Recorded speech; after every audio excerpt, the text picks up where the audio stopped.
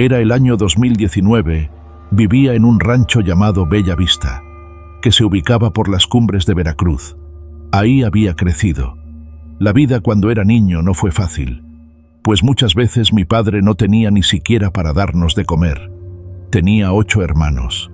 En ese entonces era normal tener esa cantidad de hijos, aunque ahora ya está mal visto, incluso en mi rancho. Bella Vista es un lugar hermoso, lleno de vegetación, de árboles que en el día lucen majestuosos, pero por la noche la verdad daban miedo. El sonido de las hojas moviéndose daba la impresión de que el lugar estaba lleno de personas susurrando, y hasta podía decir que gente lamentándose. Mi madre murió cuando yo tenía 6 años, porque en aquella época era difícil ir al doctor, porque quedaba lejos y tampoco era posible comprar todas las medicinas para estar bien.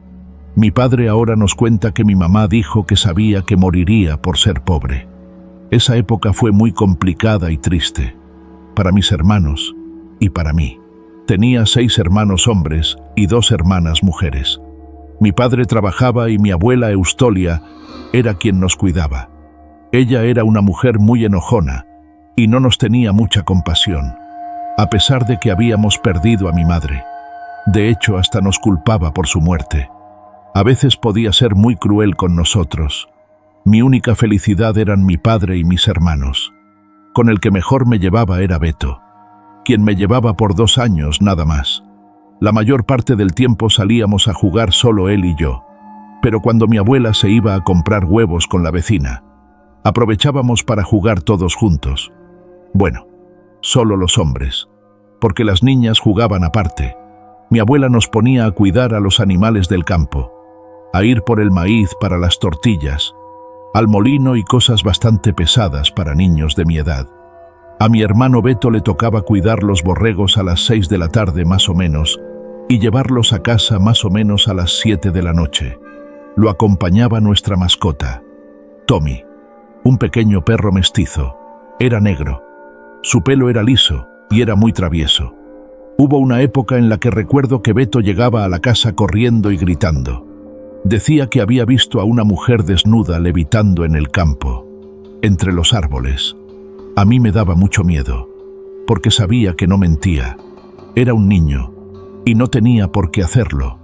Además llegaba sudando, temblando y muy asustado. Me contaba que mientras estaba sentado cuidando a los borregos, de repente Tommy, nuestro perrito, comenzaba a aullar y hasta se orinaba del miedo. Entonces, cuando Beto volteaba hacia donde estaba viendo el perro, se daba cuenta de que había una mujer completamente desnuda levitando en medio de los árboles. Decía que la mujer tenía sus ojos puestos sobre él y que tenía la sensación de que si no corría esa mujer lo atraparía.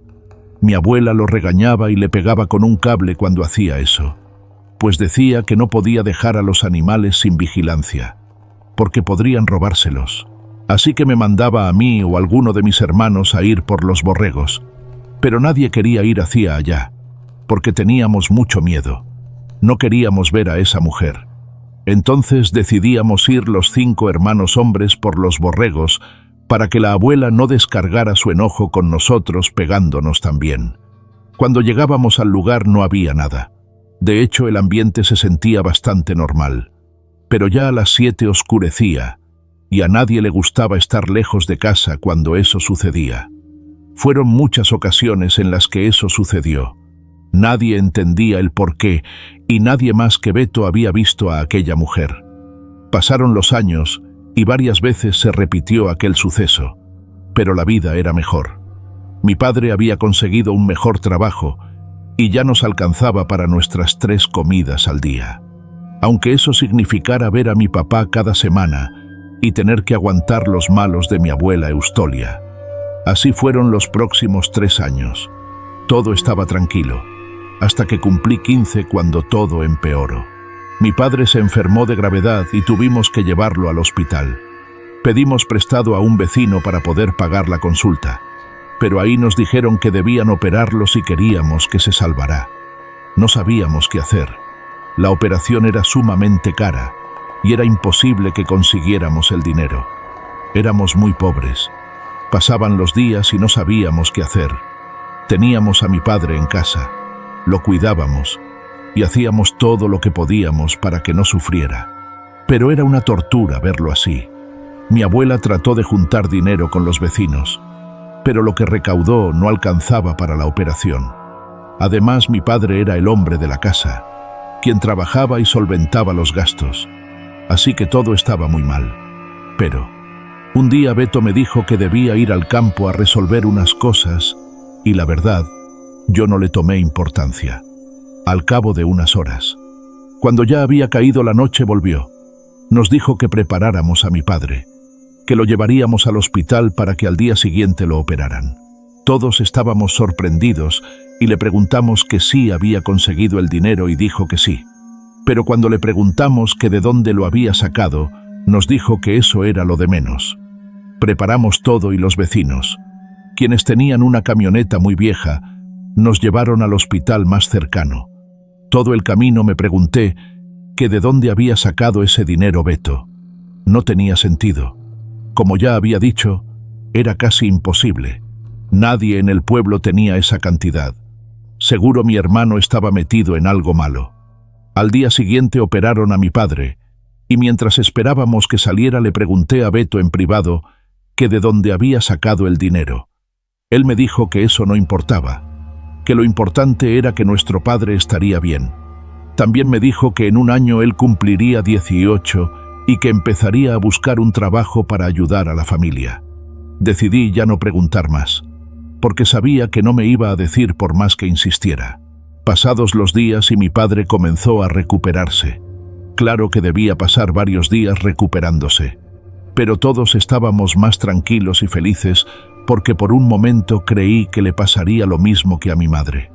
Todo estaba bien, y al parecer nadie recordó preguntarle a Beto que de dónde había sacado ese dinero.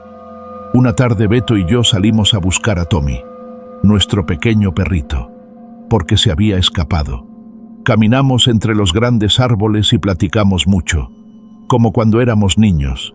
Pero después de un buen rato nos percatamos que entre todos esos árboles había unas carpas, ropa tirada e incluso armas.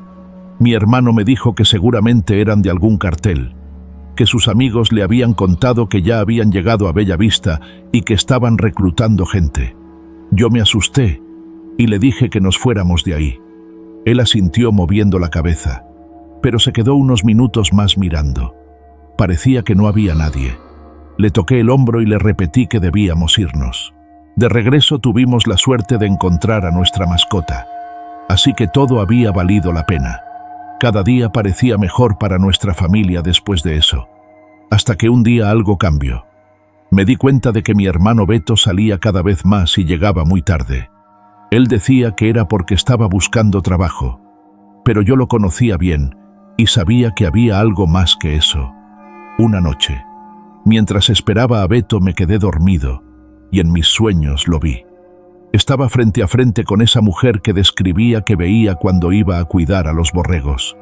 Yo nunca la había visto, pero algo en mi sueño me decía que era ella. Pero unos segundos después, algo me despertó. Era mi hermano Beto, quien me movía con fuerza. No lograba verlo muy bien, por la oscuridad, pero noté que estaba llorando y una gota de su sudor cayó en mi brazo. Le pregunté que si estaba bien y él me dijo que no.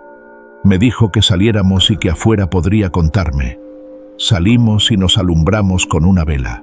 Hacía mucho frío. El viento pegaba en la cara y la neblina daba un aspecto terrorífico al campo. Nos sentamos en unos troncos y le pregunté qué estaba pasando. Él me dijo que solo me contaría porque tenía confianza en mí y que sabía que no le diría a nadie. Además dijo que no podía más. Lo escuché con atención y comenzó a contarme que cuando mi padre había enfermado, tenía mucho miedo de que le pasara lo mismo que a mi madre y que él sabía que no podía soportar estar así, que quería ayudar, encontrar la solución para conseguir el dinero.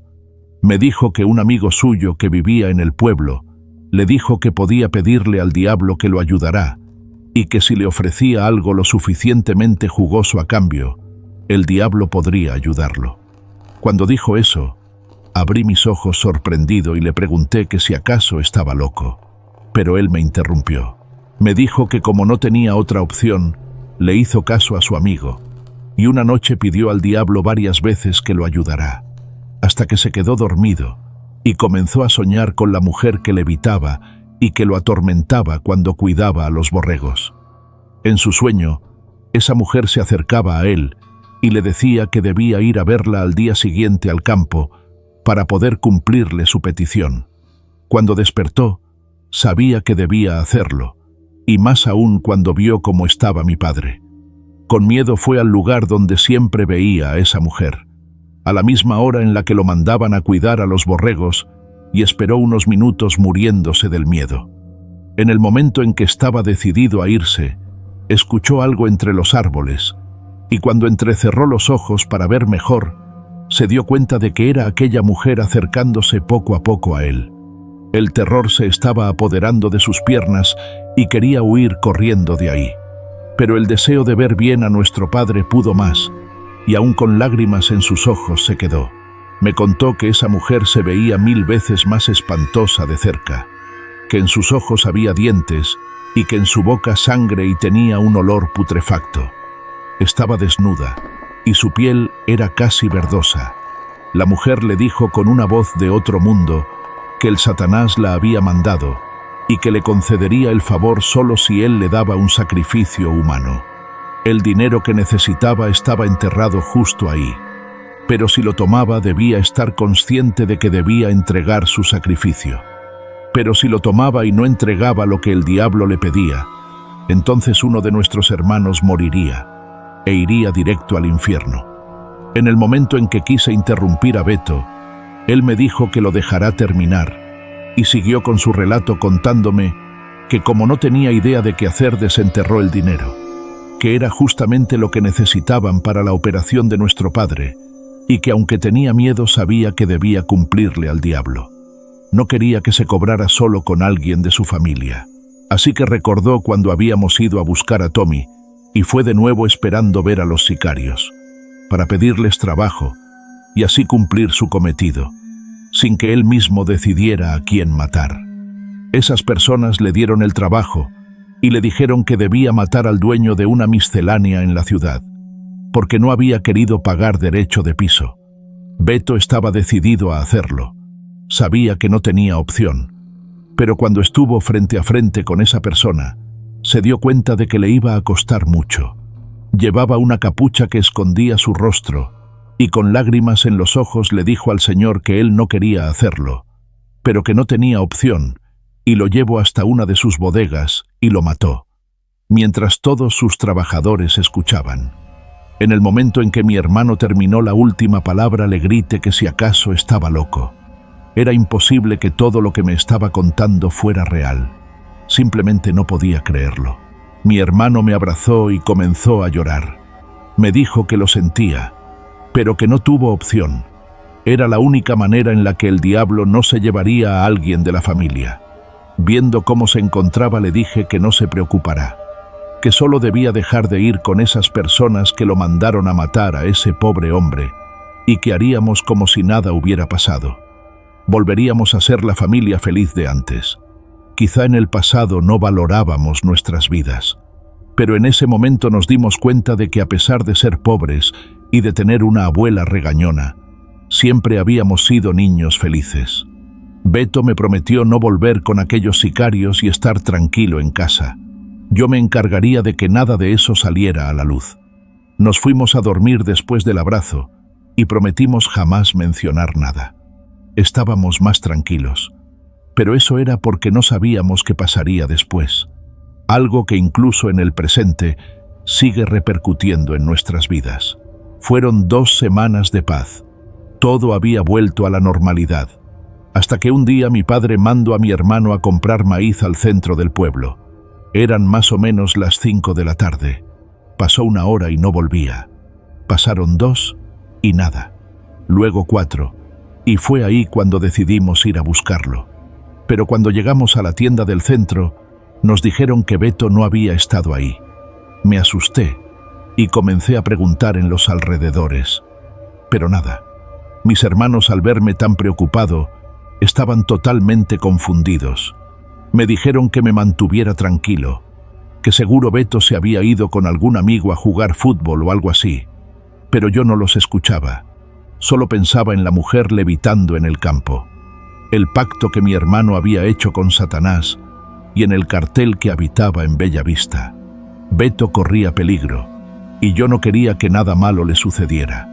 Como ya no sabíamos dónde más buscar, regresamos a casa y mi abuela me dijo que probablemente Beto regresaría borracho o con una buena excusa. Parecía que no estaba preocupada, pero en la noche la escuché orar por él. Pasó toda la noche y Beto no llegó. Para ese momento yo ya pensaba lo peor y tenía mucho miedo. Me senté bajo un árbol, lejos de casa, y comencé a llorar. No era muy religioso, pero no encontraba otra opción. Así que comencé a pedir por mi hermano. Pero mientras recitaba esas palabras, comencé a sentir un calor intenso en mi interior y no era algo bueno. Paré la oración y después de pensar un buen rato caminé hacia mi casa esperando que cuando llegara, mi hermano ya estuviera ahí, y lo que esperaba se hizo realidad, pues Beto estaba en la sala, siendo interrogado por la abuela, mi padre y mis hermanos. Solo escuché que dijo que estaba bien, que había encontrado a un viejo amigo y lo había invitado a su casa en la ciudad, y como le llegó la noche se tuvo que quedar. Lo reprendieron diciéndole que jamás volviera a hacer algo así, pues nos tenía a todos preocupados. Cuando Beto entró al cuarto le pregunté qué le había pasado. Le dije que no me creía la historia de que se había ido con un amigo. Me miró con tristeza y me dijo que saliéramos a hablar. Al llegar a un lugar más tranquilo, me contó que antes de llegar a la tienda del centro, varios hombres encapuchados lo interceptaron, le cubrieron la cara y lo subieron a una camioneta. Ya estando en el destino comenzaron a golpearlo, pero solo en lugares en donde no se notará, como en el estómago, las piernas y el pecho. Después le cortaron un dedo del pie y luego le pusieron alcohol. Dice que jamás había sentido tanto dolor en su vida. Se quitó el zapato y me mostró su pie. Luego se alzó la playera y estaba todo lleno de moretones. Inevitablemente comencé a llorar y él me abrazó. Era mi mejor amigo, mi hermano, y me dolía que estuviera pasando por todo eso. Él trató de calmarme. Me dijo que no pasaba nada, que ya estaba resuelto. Me contó que uno de los más pesados del cartel había hablado con él y que le había dicho que no podía simplemente desaparecerse y hacer como si nada.